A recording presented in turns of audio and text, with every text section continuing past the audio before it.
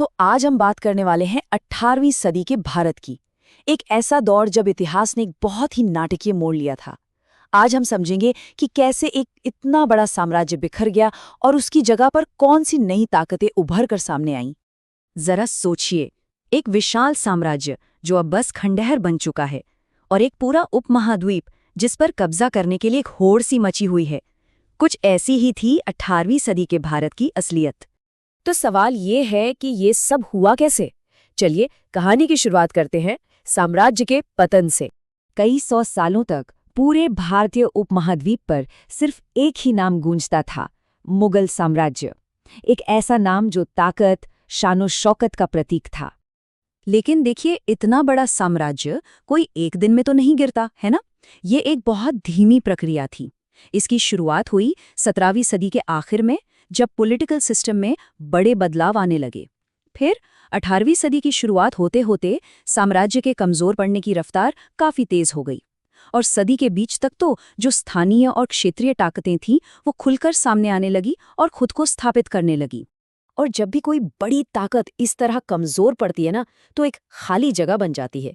इतिहास में इसे पावर वैक्यूम या शक्ति शून्यता कहते हैं। अब सवाल ये उठता है कि जब कोई राजा नहीं रहता, गद्दी खाली हो जाती है, तो फिर होता क्या है? इसका जवाब है पावर वैक्यूम। मतलब एक ऐसी पॉलिटिकल सिचुएशन जहां पुरानी सरकार का तो कंट्रोल खत्म हो गया, पर उसकी जगह लेने के लिए कोई है ही नहीं। और यही खालीपन, यही मौका नए लीडर्स को सत्ता पे कब्जा करने का मौका देता है। और 18वीं सदी का भारत ठीक इसी दौर से गुजर रहा।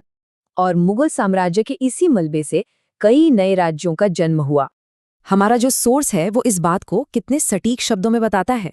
18वीं शताब्दी के दौरान मुगल साम्राज्य और उसकी राजनीतिक व्यवस्था के मलबे पर बड़ी संख्या में स्वतंत्र और अर्ध स्वतंत्र शक्तियों का उदय हुआ।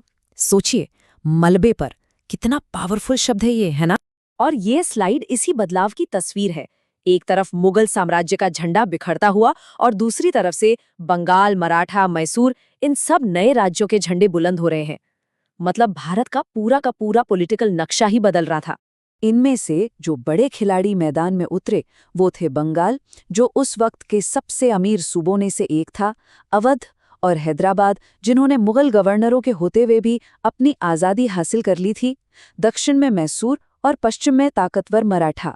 यही वो नए खिलाड़ी थे जो अब भारत की किस्मत का फैसला करने वाले थे। लेकिन कहानी यही खत्म नहीं होती, बल्कि असली खेल तो अब शुरू होने वाला था। एक नई जंग, वर्चस्व की जंग।